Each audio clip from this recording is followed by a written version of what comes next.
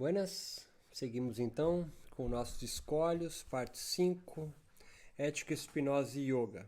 Sempre lembrando, toca o barco, faça anotações, mas não desiste. Essa é a proposta. A gente vai retomar sempre essas leituras com videoaulas, explicando, conversando sobre as propostas aqui descritas em Spinoza. Tem muito chão pela frente ainda. Então vamos lá. Vemos assim que as paixões só são referidas à mente enquanto ela tem algo que envolve uma negação, ou seja, enquanto ela é considerada como uma parte da natureza, a qual, por si só, sem as outras partes, não pode ser percebida clara e distintamente. Pelo mesmo raciocínio, poderia demonstrar que as paixões estão referidas às coisas singulares da mesma maneira que estão referidas à mente e que não podem ser percebidas de outro modo. Meu propósito, entretanto, é o de tratar apenas da mente humana. Esse reforço, à medida que está referido apenas à mente, chama-se vontade. Mas à medida que está referido simultaneamente à mente e ao corpo, chama-se apetite, o qual, portanto, nada mais é do que a própria essência do homem, de cuja natureza necessariamente se seguem aquelas coisas que servem para sua conservação, e as quais o homem está, assim, determinado a realizar. Além disso, entre o apetite e o desejo, não há nenhuma diferença, excetuando-se que comumente refere-se o desejo aos homens à medida que estão conscientes do seu apetite. Pode-se fornecer, assim, a seguinte definição: o desejo é o apetite juntamente com a consciência que dele se tem. Torna-se assim evidente por tudo isso que não é por julgarmos uma coisa boa que nos esforçamos por ela, que o queremos, que a queremos, que a apetecemos, que a desejamos, mas, ao contrário, é por nos esforçarmos por ela, por querê-la, por apetecê-la, por desejá-la, que a julgamos boa. Vemos assim que a mente pode padecer grandes mudanças, passando ora uma perfeição maior, ora uma menor, paixões essas que nos explicam os afetos da alegria e da tristeza. Assim, por alegria compreenderei daqui por diante uma paixão pela qual a mente passa a uma perfeição maior. Por tristeza em troca, compreenderei uma paixão pela qual a mente passa a uma perfeição menor. Além disso, chamo o afeto da alegria quando está referido simultaneamente à mente e ao corpo, da excitação ou contentamento, ou da tristeza em troca, chamo de dor ou melancolia. Deve-se observar, entretanto, que a excitação e a dor estão referidos ao homem quando uma de suas partes é mais afetada do que as restantes. O contentamento e a melancolia, por outro lado, quando todas as suas partes estão igualmente afetadas. Quando ao desejo, expliquei-o, afora esses três, não reconheço nenhum outro afeto primário. De fato, demonstrarei no que se segue que desses três provém todos os outros. Mas antes de prosseguir, gostaria de explicar mais detalhadamente para que se compreenda mais claramente por qual razão uma ideia é contrária a uma outra. Mostramos que a ideia que constitui a essência da mente envolve a existência do corpo por todo o tempo que esse corpo existir.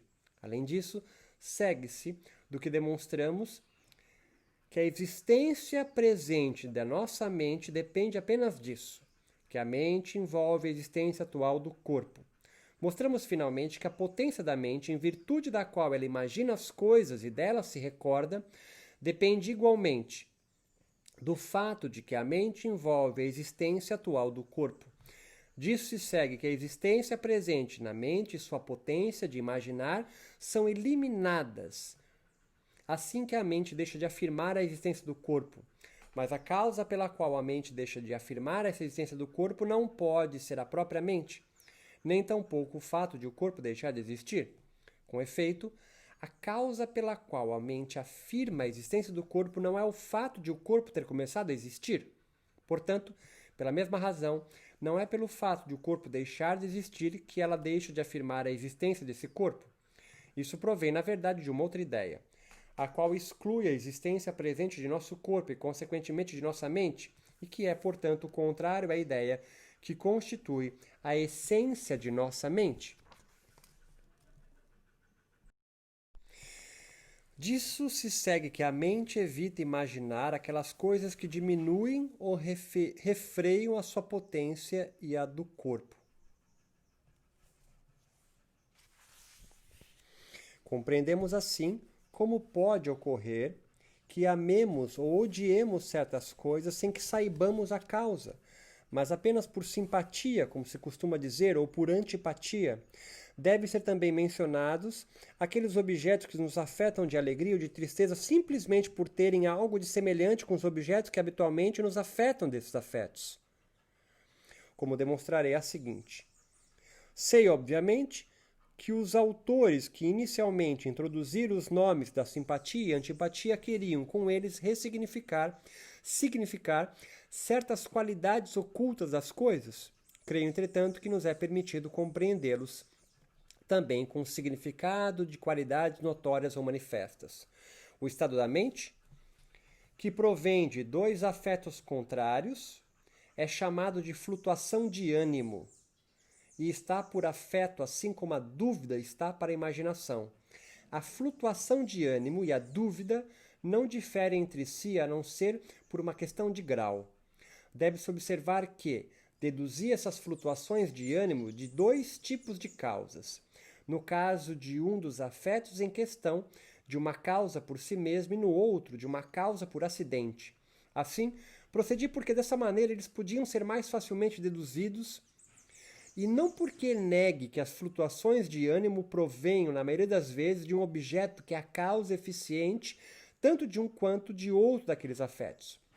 Pois o corpo humano é composto de um grande número de indivíduos de natureza diferente e pode, portanto, ser afetado de muitas e diferentes maneiras por um só e mesmo corpo, e inversamente, uma vez que uma só e mesma coisa pode ser afetada de muitas maneiras, poderá igualmente afetar de muitas e diferentes maneiras uma só e mesma parte do corpo. Por tudo isso, podemos facilmente conceber que um só e mesmo objeto pode ser a causa de muitos e conflitantes afetos. Chamo uma coisa de passada ou de futura, à medida que, respectivamente, fomos ou seremos afetados por ela. Por exemplo, à medida que a vimos ou a veremos, à medida que nos reconfortou ou reconfortará, à medida que nos prejudicou ou prejudicará, etc. Com efeito, à medida que assim a imaginamos, afirmamos a sua existência, isto é, o corpo não é afetado de nenhum afeto que exclua a sua existência. E, portanto, o corpo é afetado pela imagem dessa coisa da mesma maneira que estivesse presente. Como, entretanto, ocorre geralmente que aqueles que experimentaram muitas coisas, ao considerarem uma coisa como futura ou como passada, ficam indecisos e têm muitas vezes dúvidas sobre a sua realização.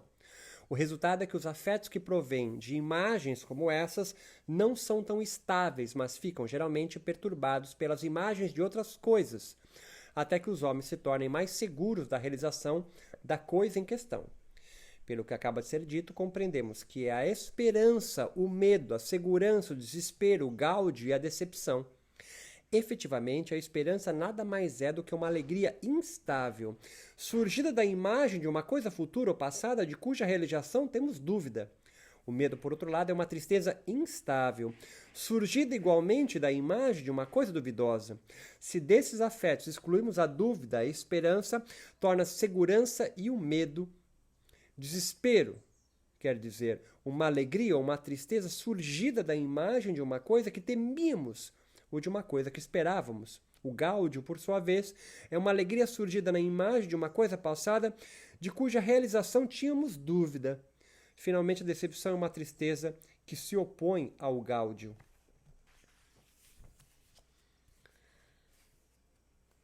Aqui explica-se o que é a comiseração, que podemos definir como a tristeza originada da desgraça alheia. Não sei, por outro lado, como denominar a alegria originada da felicidade alheia. Além disso, chamaremos reconhecimento o amor a quem fez o bem a um outro e, contrariamente, indignação, o ódio a quem fez o mal ao outro. Deve-se observar, enfim, que não temos comiseração apenas por uma coisa pela qual tivemos amor, mas também por uma coisa pela qual não fomos anteriormente tomados de qualquer afeto, desde que a julguemos semelhantes a nós. Portanto, também expressaremos reconhecimento para com quem fez algum bem ao nosso semelhante e, contrariamente, indignação para quem lhe fez algum mal. Esses afetos de ódio e outros similares estão relacionados à inveja, que não é, assim, nada mais do que o próprio ódio, quando considerado como dispondo o homem a se encher de gáudio com o mal de um outro e, contrariamente, se entristecer com o seu bem. Essa imitação dos afetos, quando está referida à tristeza, chama-se comiseração. Se referida ao desejo, chama-se emulação, a qual não é, assim, nada mais do que o desejo de uma coisa, o qual se produz em nós por imaginarmos que outros semelhantes a nós têm esse mesmo desejo. Essa vontade ou esse apetite de fazer o bem que provém de nossa comiseração para com a coisa a qual teremos fazer o bem, ao qual queremos fazer o bem, chama-se benevolência, a qual por isso nada mais é do que um desejo surgido da comiseração, quanto ao amor e ao ódio, para com aquele que fez o bem ou o mal à coisa que imaginamos ser semelhante a nós.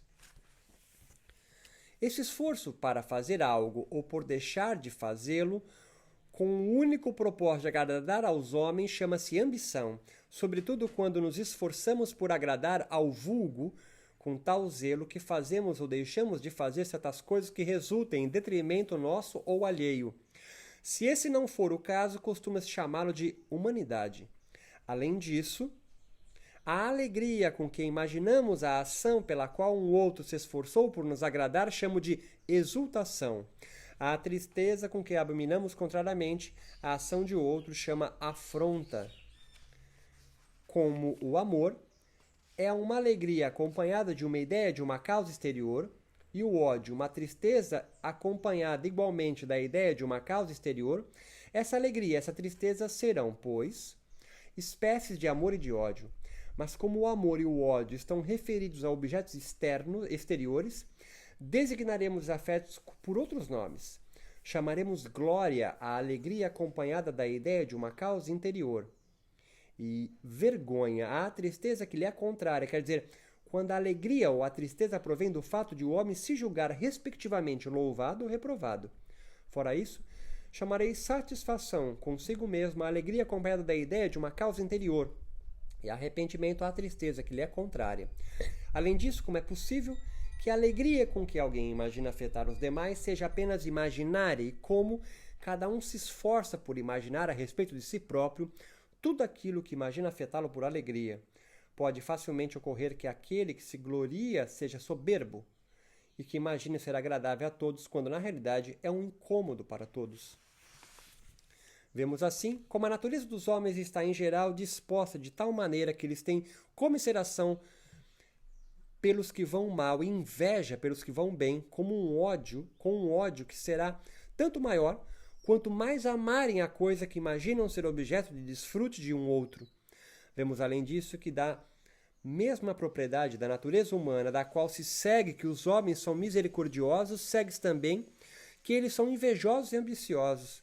Se quisermos, enfim, observar a própria experiência, descobriremos que ela nos ensina todas essas coisas, sobretudo que nos fixamos nos primeiros anos de nossa vida, pois a experiência nos mostra que as crianças, por seu corpo estar como que em equilíbrio contínuo, riem ou choram só de verem os outros rirem ou chorarem, e desejam imediatamente imitar tudo que veem os outros fazerem, e, enfim, desejam para si tudo o que imaginam deleitar os outros, pois as imagens das coisas são, como dissemos, as próprias afecções do corpo humano, ou seja, as maneiras pelas quais o corpo humano é afetado pelas causas exteriores e está inclinado a fazer isto ou aquilo.